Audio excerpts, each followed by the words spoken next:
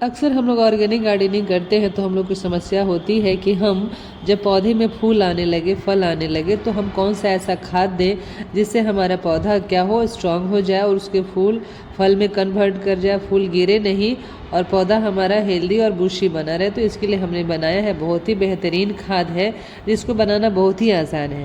तो इसके लिए हमने लिया है 10 लीटर पानी, एक बकेट में ले लिया और उसमें हमने डाला हुआ है 1 किलो वर्मी कंपोस्ट और उसके साथ मैंने मिलाया है 100 ग्राम इसमें लकड़ी की राख। इन तीनों चीज़ों को अच्छी तरह से मिक्स करके 24 घंटे के लिए हमने इसे छायादार जगह में ढक्कन लगा के रख दिया है और हर 2 से 3 घंटे पे हमने इसे डंडे की सहायता से घुमाने का प्रयास किया है ताकि उसमें ऑक्सीजन का सर्कुलेशन अच्छी तरह से हो सके। और इस मिश्रण का हम इस्तेमाल अपने उन सारे पौधे में करेंगे जिसमें फ्लावरिंग और फ्रूटिंग होने वाली है या फिर हो रही है।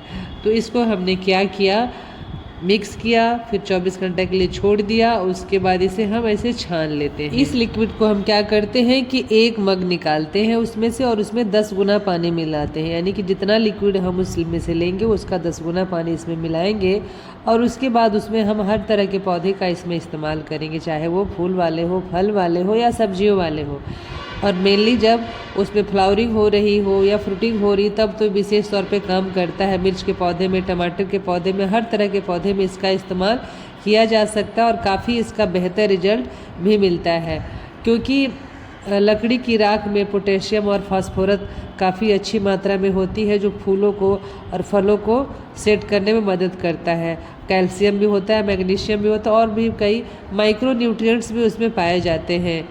तो इस तरह से इस खाद को देने से आपके पौधे में फूल और फल जो आसानी से सेट कर जाते हैं। मिर्च के पौधे में भी इसका इस्तेमाल किया जा सकता है, कोई भी बेल वाली सब्जियां हो उसमें भी इसका इस्तेमाल किया जा सकता है। पौधे के हिसाब से हम इसमें इस लिक्विड को डालेंगे। जैसे देखिए हमारा लौकी का पौधा है, इसमें भी हम 1 से 2 मग डालेंगे। पौधा का अगर साइज़ बड़ा है तो 2 मग डालेंगे, पौधा अगर छोटा है तो 1 मग डालेंगे। लकड़ी की राख और वर्मी कंपोस्ट को एक साथ मिला देने से यह खाद बहुत ज़्यादा पावरफुल हो जाता है क्योंकि वर्मी कंपोस्ट में NPK यानी कि नाइट्रोजन, फास्फोरस और पोटेशियम की बहुत अच्छी मात्रा होती है। कैल्शियम भी उसमें अच्छा होता है, मैग्नीशियम, जिंक, बोरॉन और भी कई माइक्रो न्यूट्रिएंट्स इसमें होते हैं जिससे ये दोनों जब आप राख और वर्मी कंपोस्ट को एक साथ मिलाते हैं तो काफ़ी स्ट्रॉन्ग खाद बनकर ये तैयार हो जाता है। और इसका इस्तेमाल हम महीने में एक बार ज़रूर करेंगे जब आपका पौधा फ्लावरिंग और फ्रूटिंग के स्टेज में होता है तो ये काफ़ी फ़ायदेमंद होता है। इस खाद का इस्तेमाल हम 24 घंटे तक रख सकते हैं या फिर 48 घंटे या फिर 72 घंटा तक भी इसे हम भिगा के रख सकते हैं। तो 3 दिन तक रख सकते हैं या फिर 1 से 2 दिन या 3 दिन भी रखा जा सकता है। और इसका इस्तेमाल हम अपने हर तरह के पौधे में करेंगे तो काफ़ी बेहतर रिजल्ट मिलता है। जैसे कि आप हमारा देख रहे हैं ये टमाटर का पौधा और इसमें हमने इस खाद का इस्तेमाल किया। देखिए कितनी अच्छी इसमें फ्रूटिंग हो रही है। फूल वाले जो भी पौधे होते हैं इसमें भी इसका इस्तेमाल करते हैं तो फूलों का साइज़ भी बढ़ता है और साथ में फूल जो जल्दी उसके गिरते नहीं हैं। तो इसका भी इस्तेमाल हम हर तरह के पौधे में इसका इस्तेमाल कर सकते हैं। इस खाद को बनाने में थोड़ी सावधानी बरतनी पड़ती है क्योंकि इसमें रेशियो का बहुत बड़ा रोल होता है। अगर आप रेशियो ज़्यादा कर देंगे, जैसे कि आप इसमें लकड़ी की राख की मात्रा बढ़ा देंगे तो क्या होगा कि आपकी मिट्टी क्षारीय हो जाएगी और क्षारीय मिट्टी में पौधे की ग्रोथ अच्छी नहीं होती है। तो इसका हमें विशेष ख्याल रखना होता है। मतलब जैसे कि हमने वर्मी कंपोस्ट लिया था 1 किलो तो उसका 10वां भाग हमने लिया था लकड़ी की राख और लकड़ी की राख में पेंट न लगा हो जिस लकड़ी में उसका ही इस्तेमाल करेंगे तो ज़्यादा अच्छा हो क्योंकि पेंट जो होता है पौधे के लिए अच्छा नहीं होता है। इसलिए हम वैसे लकड़ी की राख नहीं लेंगे जिसमें पेंट लगा हो। तो रेशियो का इसे विशेष ख्याल रखा जाता है। अगर रेशियो ज़्यादा हो गया तो पौधे को नुकसान भी हो सकता है। इस खाद का इस्तेमाल महीने में एक बार ज़रूर करें जब पौधे में फ्लावरिंग और फ्रूटिंग स्टार्ट हो जाए ताकि जो पौधे में फल लग रहे हैं वो अच्छी तरह से सेट कर जाएं, वो गिरे नहीं और उसका आकार भी बढ़ता है।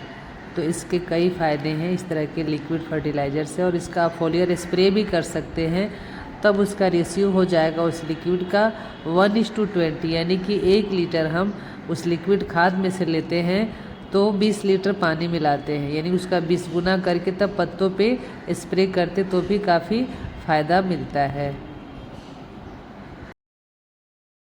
इस करेला के पौधा में हमने एक बार इस खाद का इस्तेमाल किया, देखिए कितना अच्छा हमें रिजल्ट मिल रहा है। इतना जल्दी इसमें करेला सीड कर गया, जो कि हमने फरवरी में ही सीड लगाया था और ये देखिए अप्रैल के महीना में मुझे काफ़ी अच्छी हार्वेस्टिंग भी इससे मिलने लगी है। तो ऑर्गेनिक खाद जब अपने हम मिट्टी में डालते हैं तो सॉइल की फर्टिलिटी दिन प्रतिदिन बढ़ती है। ऐसा नहीं कि इस बार हमने खाद डाला तो तुरंत एनर्जी मिल गई फिर उसके बाद मिट्टी ख़राब हो गई, लेकिन ऐसा नहीं होता है। मिट्टी धीरे धीरे उसकी सेट होते जाती है और मिट्टी अच्छी होती जाती है। तो इस तरह से जब ऑर्गेनिक गार्डनिंग आप करते हैं तो आपकी सॉइल फर्टिलिटी बढ़ती है, क्योंकि हम लोग ऑर्गेनिक खाद उसमें डालते हैं। ऑर्गेनिक खाद धीरे धीरे असर करता है लेकिन उसकी लास्टिंग ज़्यादा होती है, इसलिए हम लोग कभी भी अपने मिट्टी में ऑर्गेनिक खाद का इस्तेमाल करेंगे तो ज़्यादा अच्छा हमें टिकाऊ रिजल्ट मिलेगा। तो फ्रेंड्स, अगर वीडियो अच्छा लगा है तो इसे लाइक शेयर कमेंट करना ना भूलें। तो फिर मिलते हैं अगले वीडियो में, तब तक के लिए हैप्पी गार्डनिंग।